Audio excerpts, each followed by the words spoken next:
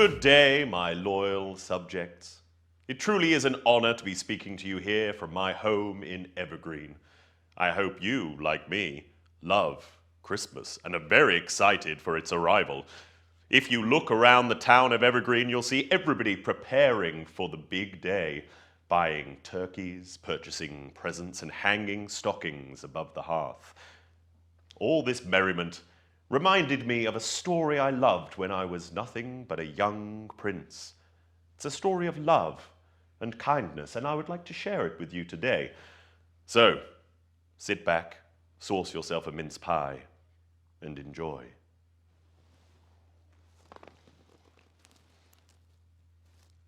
The Gift of the Magi by O. Henry.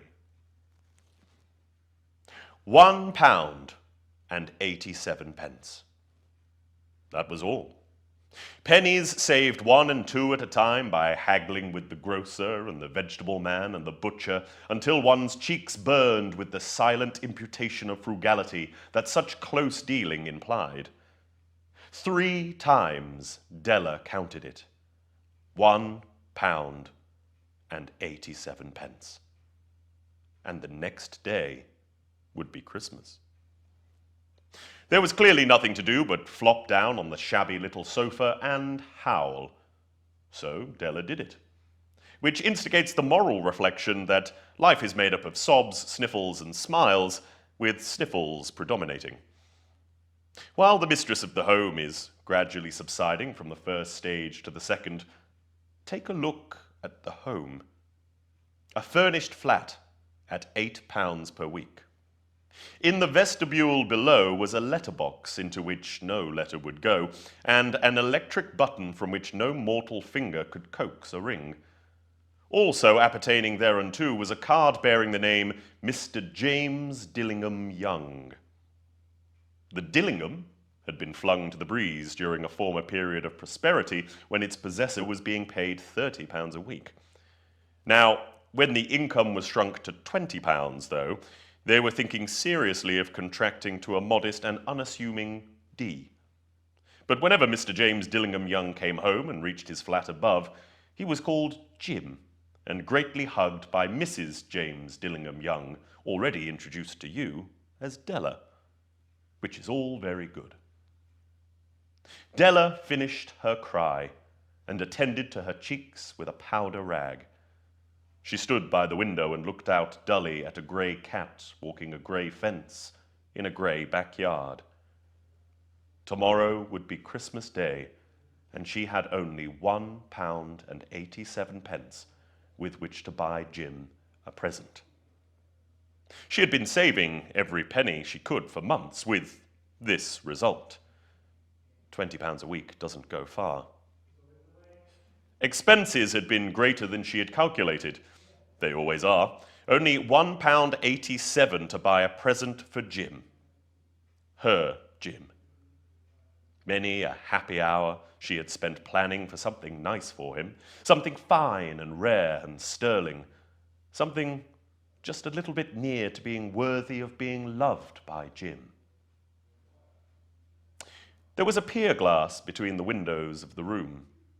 Perhaps you have seen a pier glass in an £8 flat. A very thin and very agile person may, by observing his reflection in a rapid sequence of longitudinal strips, obtain a fairly accurate conception of his looks. Della, being slender, had mastered the art. Suddenly, she whirled from the window and stood before the glass. Her eyes were shining brilliantly, but her face had lost its colour within 20 seconds. Rapidly, she pulled down her hair and let it fall to its full length. Now, there were 2 possessions of the James Dillingham Youngs in which they both took a mighty pride. One was Jim's gold watch that had been his father's and his grandfather's. The other was Della's hair. Had the Queen of Sheba lived in the flat across, Della would have let her hair hang out the window some day to dry, just to depreciate Her Majesty's jewels and gifts. Had King Solomon been the janitor, with all his treasures piled up in the basement, Jim would have pulled out his watch every time he passed, just to see him pluck at his beard from envy. So now Della's beautiful hair fell about her, rippling and shining like a cascade of brown waters. It reached below her knee and made itself almost a garment for her. And then she did it up again, nervously and quickly. Once she faltered for a minute and stood still while a tear or two splashed on the worn red carpet. On went her old brown jacket. On went her old brown hat. With a whirl of skirts and with the brilliant sparkle still in her eyes, she fluttered out the door and down the stairs to the street. Where she stopped, the sign read, Madame Sofronie, hair goods of all kinds. One flight up, Della ran and collected herself, panting. Madame, large, too white, chilly, hardly looked the Sofronie. "Will you buy my hair?" asked Della. "I buy hair," said Madame. "Take your hat off and let's have a sight at the looks of it." Down rippled the brown cascade. £20, said Madame, lifting the mass with a practised hand. "Give it to me quick," said Della. Oh, and the next 2 hours tripped by on rosy wings, for she was ransacking the stores for Jim's present. She found it at last. It surely had been made for Jim and no one else. There was no other like it in any of the stores, and she had turned all of them inside out. It was a platinum fob chain, simple and chaste in design, properly proclaiming its value by substance alone and not by garish ornamentation, as all good things should do. As soon as she saw it, she knew that it must be Jim's. It was like him, quietness and value. The description applied to both. £21 they took from her for it, and she hurried home with the 87p. With that chain on his watch, Jim might be properly anxious about the time in any company. Grand as the watch was, he sometimes looked at it on the sly on account of the old leather strap that he used in place of a chain. When Della reached home, her intoxication gave way, a little to prudence and reason. She got out her curling irons and lighted the gas and went to work repairing the ravages made by generosity added to love. Which is always a tremendous task, dear friends, a mammoth task. Within 40 minutes, her head was covered with tiny, close-lying curls that made her look wonderfully like a truant schoolboy. She looked at her reflection in the mirror long, carefully, and critically.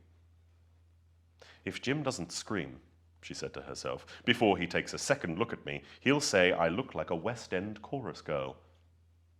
But what could I do? Oh, what could I do with £1.87?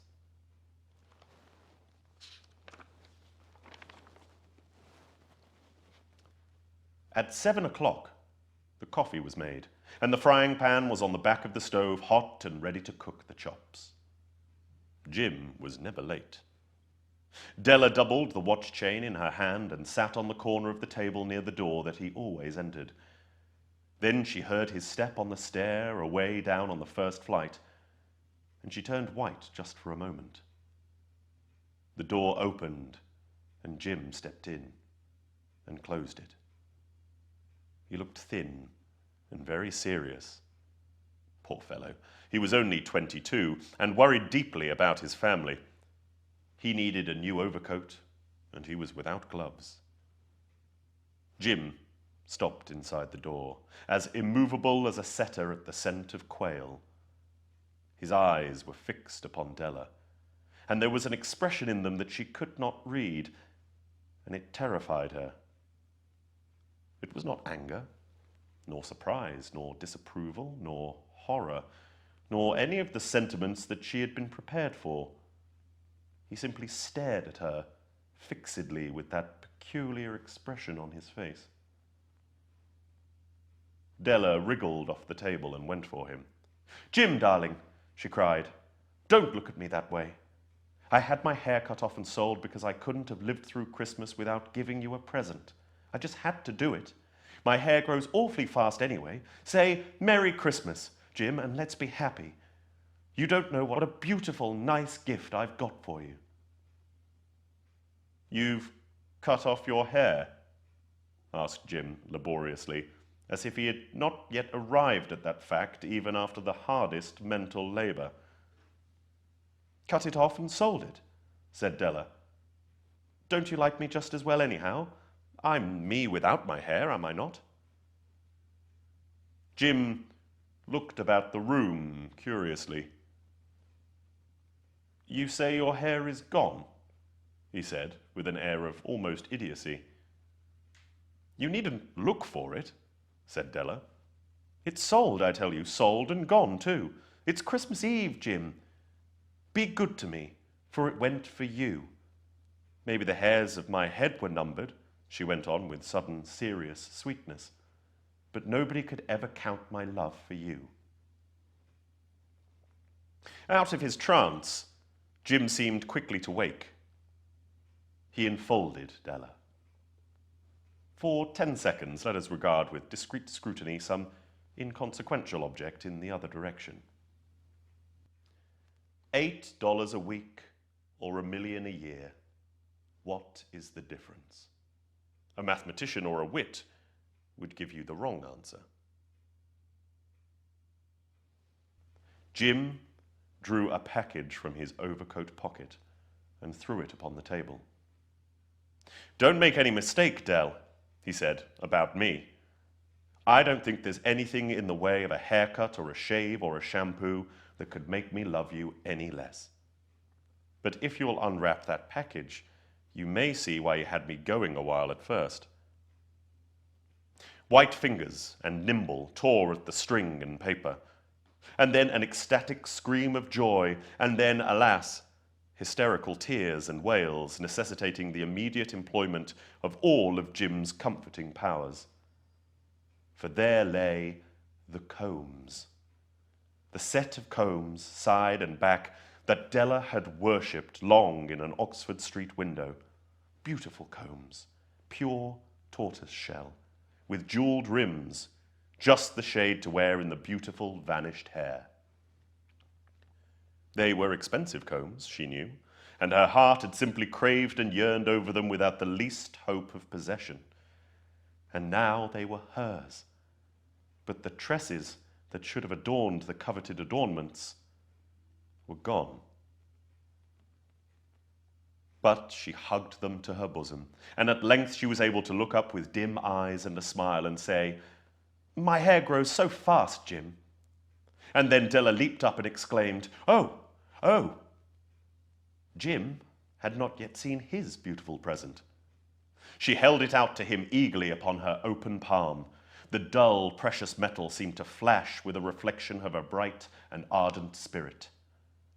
"Isn't it a dandy, Jim? I hunted all over town to find it. You'll have to look at the time 100 times a day now.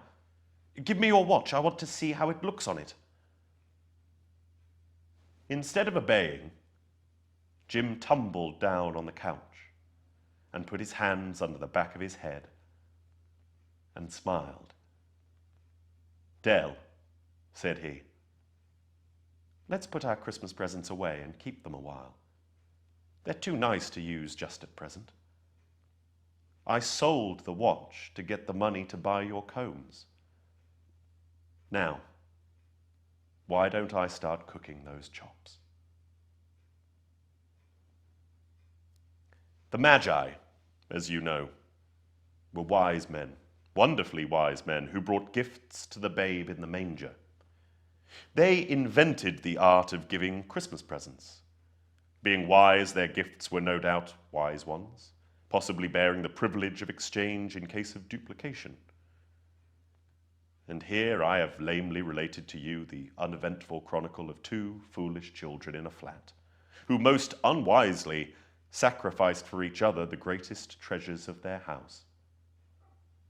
But in a last word to the wise of these days, let it be said that of all who give gifts, these two were the wisest. Oh, all who give and receive gifts such as they are wisest. Everywhere they are wisest.